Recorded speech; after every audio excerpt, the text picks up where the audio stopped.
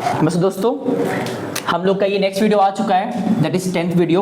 और मुझे ये पता है कि भाई हम लोग 11th का लेक्चर्स थोड़ा सा 2 दिन 3 दिन गैप हो चुका है इधर बीच, और एक कॉन्टिन्यूस मैनर में नहीं हो पाया टिल नाउ, क्योंकि आज हमारा डेट क्या है 20th मई, और इस मंथ के स्टार्टिंग से मैंने स्टार्ट किया है 11th का पढ़ाना। आई बिलीव 5th मई था, 6th मई। तो लास्ट 14-15 डेज में हम लोगों ने सिर्फ 10 वीडियोस अपलोड किया है, तो मतलब लगातार तो हो नहीं पा रहा। फिर भी हम 2-3 बातें क्लैरिफाई कर रहे हैं 11th को बच्चों को खास करके।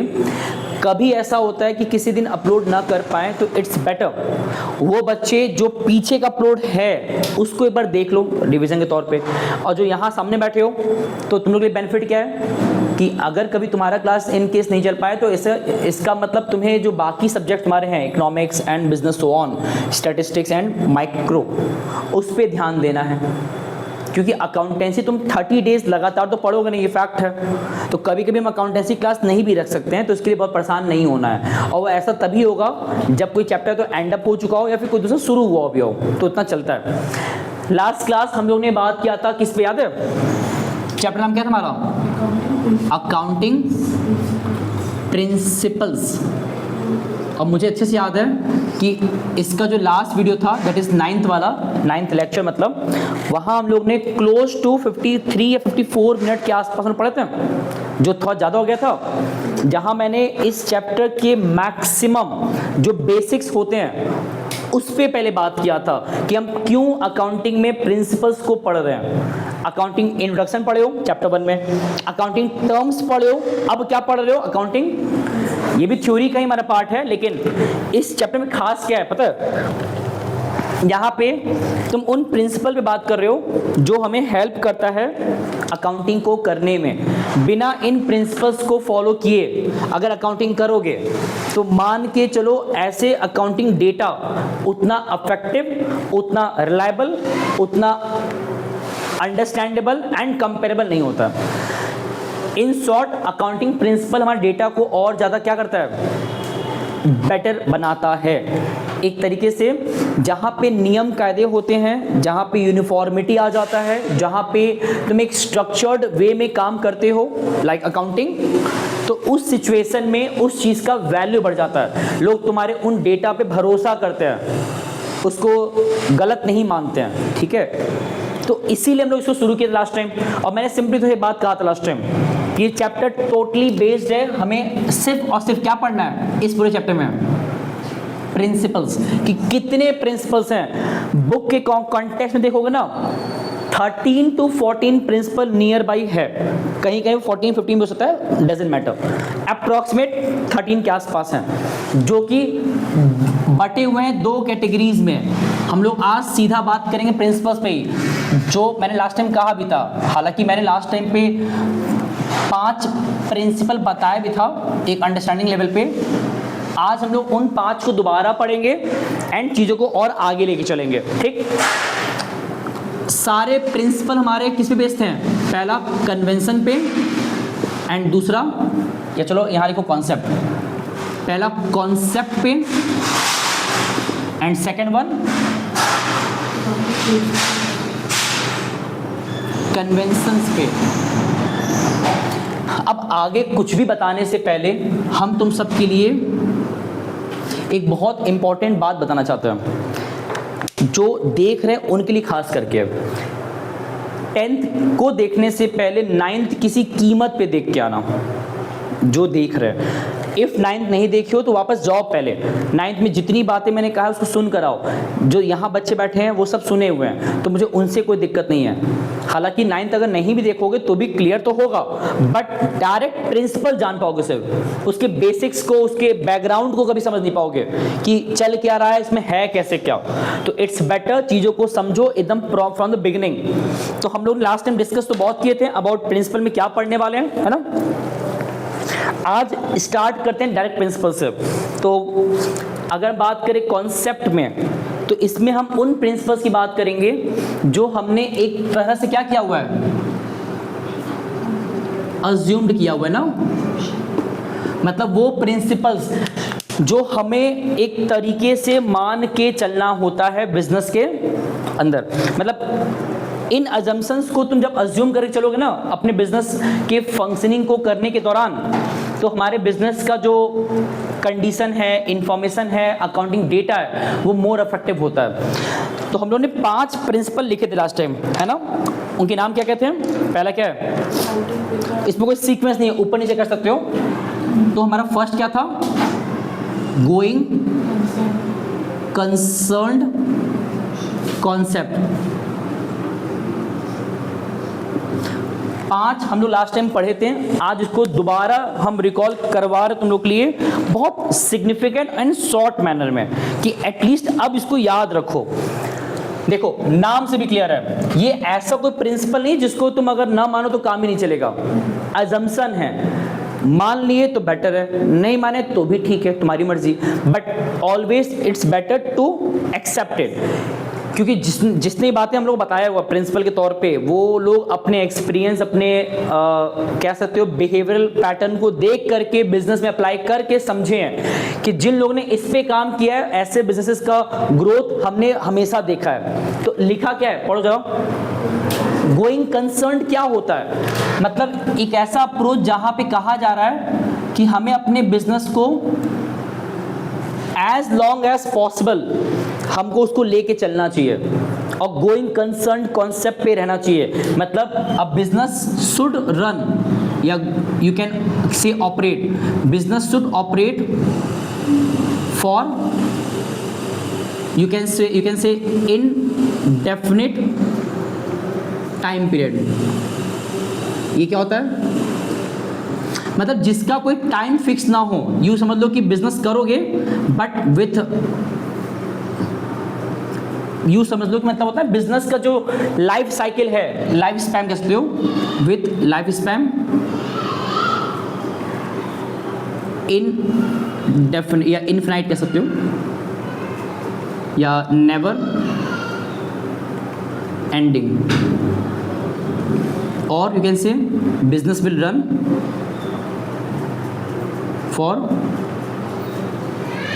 मतलब बिजनेस का जो लाइफ स्पैन है ना, वो हमारा एंड ना होने पाए। तुम अपने बिजनेस को कंटिन्यूड रखो, गोइंग कंसर्न, कि लगातार बिजनेस करना है, उसका लाइफ स्पैन हमारे लिए एक फिक्स नहीं होना चाहिए। It must exist for long period.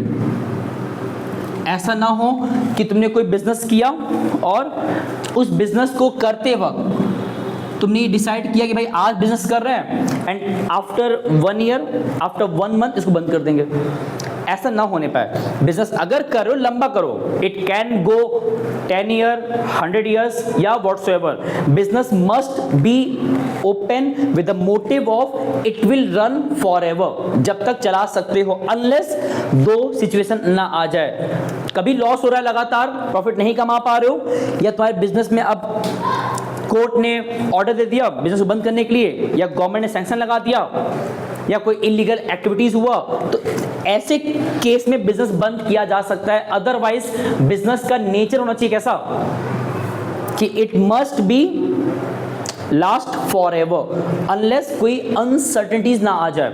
तो ये कह सकते हो थ्योरेटिकल प्रिंसिपल है, ये कोई रिटन प्रिंसिपल नहीं है। ये हमको मानना पड़ता है कि बिजनेस जब भी करो तो it must operate for 24/7 and 365 days. ये सब बातें लिखना नहीं है, बस बता रहे हैं कि बिजनेस करते वक्त इस तरह का माइंडसेट हमारा होना चाहिए। अगर ऐसा है तो बढ़िया है, नहीं है तो फिर तो पता है। तुम्हें एक बहुत लेमन एग्जांपल दे रहा हूं। अगर तुम्हारे घर के बाहर कोई कॉबलर है, जूता सिलता है, बनाता है, बहुत छोटा काम कर रहा है ना, स्टिल उसका पता माइंडसेट क्या होता है, जब तक जिंदा है हम करते रहेंगे, मर भी जाएंगे तो मेरे बच्चे करेंगे। अगर उनका बैकग्राउंड बहुत वीक है, फाइनेंशियल बहुत स्ट्रांग नहीं है, तो वो इसी तरह सोच रखते हैं कि भाई हम चले जाएंगे, वही सेम काम मेरा बच्चा कर लेगा। जैसे एग्जांपल दे रहे, मेरे घर के पास एक दाना बेचते हैं ठेले पे, जो जब हम छोटे थे ना, करीब 7-8 साल के थे, तब से वो बेच रहे थे। उनका डेथ हुआ, आज उनके बेटे बेच रहे हैं, सेम जगह पे सेम बिजनेस, बस बदल गया पर्सन। करीब करीब 20 साल से वो बिजनेस हम अपने आंखों सामने देख रहे हैं, तो क्या पता आगे भी और चलता रहे। इसका मतलब क्या है कि एक वो छोटा सा ठेले वाला भी क्या देख रहे हो ना, वो भी इस माइंडसेट को बिना पढ़े जानता है। वो अकाउंटेंसी पढ़ा नहीं है, ना वो कॉमर्स जानता है, ना पढ़ाई किया होगा, स्टिल इनडायरेक्टली से ही उसके माइंड में ये प्रिंसिपल बैठा हुआ है कि अगर बिजनेस कर रहे हैं तो लंबा करना है, जब तक कर सकते हैं, जब तक शरीर साथ दे रहा है करेंगे। हेल्थ खराब, लॉस हो रहा है, बिजनेस बंद करा दिया, क्या बात अलग है। इफ नॉट तो करते रहो, या उससे कुछ बेटर जब मिले देखा जाएगा, अदरवाइज करते रहो जो कर रहे हो। ये अप्रोच है, कॉन्सेप्ट है, अजम्पशन है जो हमें मानना चाहिए। और इतना क्यों डिटेल में डिस्कस कर रहे हैं इन चीजों पे, क्योंकि बुक में यही सब बातें लिखा है, बस इतनी बातें पता होना चाहिए। यही तुम लोग को अकाउंटेंसी का प्रिंसिपल पढ़ते वक्त जानना पड़ता है कि हम लोग क्यों प्रिंसिपल पढ़ते हैं। दिस इज द रीजन कि तुम्हारा अकाउंटिंग करते वक्त ये माइंडसेट रहे कि बिजनेस तो हर साल होना है, तो इट्स बेटर अकाउंटिंग हर दिन करो, रिकॉर्डिंग हर दिन करो, उसको इंफॉर्मेशन को एनालाइज करो ताकि अगले साल वो डेटा काम आए। अब आते हैं हमारे सेकंड प्रिंसिपल पे, जिसका नाम क्या है, उसका नाम क्या है, कंसिस्टेंसी कॉन्सेप्ट। नाम क्या है इसका,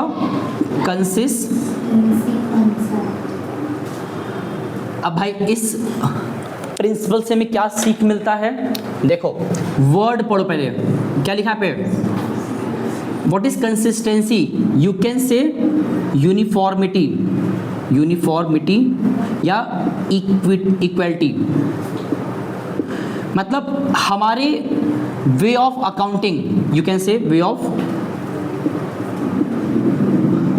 हम लोग जो अकाउंटिंग करते हैं उसका तरीका सेम रहे या यूनिफॉर्म रहे, एक जैसा रहे फॉर मैनी ईयर्स। ऐसा ना हो कि भाई तुम अपने ही मेथड्स को बार बार बदल रहे हो, जो तरीका अपनाते हो अकाउंटिंग करने का वो बार बार जब बदलोगे ना तो तुम अपने ही डेटा को खुद एनालाइज नहीं कर पाओगे, ना समझ पाओगे। ये कुछ वैसा ही है, तुम्हें कहीं जाना है, तुम उस जगह तक पहुंचने के लिए हर दिन एक नया रास्ता पिकअप कर रहे हो, तो कभी तुम्हारा टाइम मैनेजमेंट बैठ ही नहीं पाएगा, या कभी प्रॉपर टाइम पे ना पहुंच शायद, या हमेशा चीज़ें डिस्टर्ब हो जाए। नया रास्ता, नया रूट तो डिस्टर्ब करता माइंडसेट को। इट्स बेटर चीज़ों को यूनिफॉर्म रखो, एक जैसा रखो। ये वर्ड जो है कंसिस्टेंसी, ये बहुत से कॉन्टेक्स्ट में है, ये इस कॉन्टेक्स्ट में भी है कि अपने बिजनेस में अकाउंटिंग करते वक्त जो rules, regulation, strategies, policies, method जो भी अपनाते हो उसको यूनिफॉर्म रखो। मतलब क्या होता है कि नियम जो बना दिए उसको एक लंबे समय तक तो एटलीस्ट रखो।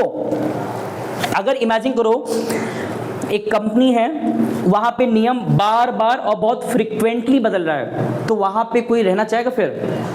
नहीं। मतलब इट्स बेटर कि हमें रूल्स को क्या करना चाहिए, एक यूनिफॉर्म रखना चाहिए। और सिर्फ रूल्स को नहीं, रेगुलेशन, स्ट्रेटजीज, पॉलिसीज, मेथड, ये सब चेंज करना कोई दिक्कत की बात नहीं है, अनलेस जब जरूरत ना पड़े। कोई पॉलिसी आउटडेट हो गया है, बेकार हो गया है, तुम उससे अच्छा पॉलिसी बना पा रहे हो, बना लिए हो, तब लाओ, और एक समय के बाद लाओ। फ्रिक्वेंटली, कंसिस्टेंटली हमें किसी पॉलिसीज को बार बार चेंज, तो ये दो हमारे थे। इन अंडर कंसिस्टेंसी हमारे अकाउंटिंग का जो मेथड्स है, अकाउंटिंग मतलब बुक्स को रिकॉर्ड करने का तौर तरीका, वो भी बार बार चेंज ना होने पाए। ये हमारे दो हो गए ना, इसको देखो। फिर बात करें थर्ड पे। ओके, तो हम लोग अब बात करते हैं थर्ड पे। नेक्स्ट हमारा क्या है, देखो मैंने अभी तक दो ही लिखा है ना शॉर्ट में। एग्जाम में ऐसे लिख के मत आना, मार्क्स कट जाएगा। तुम्हें इसको थोड़ा सा लिखना होता है पॉइंट वाइज। ये हम बता रहे हैं इन अ क्रंच वे में कि भाई इतनी बातें तो जानो कम से कम कि व्हाट इज कंसिस्टेंसी, कि अकाउंटिंग करते वक्त your actions, your behaviour, your method, your rules, your regulation, your everything must be consistent enough, ताकि यूनिफॉर्मिटी दिखे, एक जैसा दिखे पैटर्न तुम्हारा।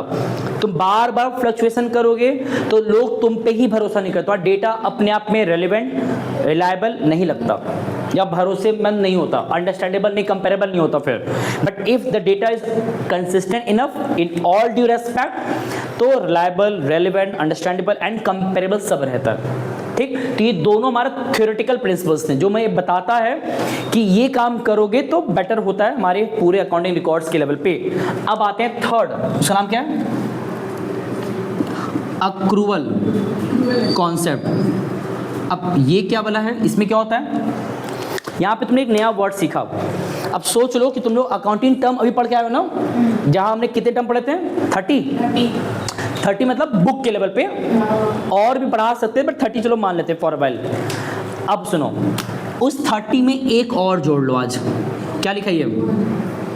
जब जब तुम्हें ये अक्रूवल वर्ड कहीं सुनाई दे या दिखाई दे तो इसका मतलब क्या होता है? इसमें बेसिकली बात होता है इन चीज़ों का कि किसी बिजनेस में देखोगे ना, cash transactions and credit transactions, इन दोनों के होने के चांसेस होते हैं। तुम ये कहो हम सिर्फ कैश की बात करेंगे, क्रेडिट बात ही नहीं करेंगे, या सिर्फ क्रेडिट की बात करें कैश की बात नहीं करेंगे, पॉसिबल नहीं है। In a business these two exist always.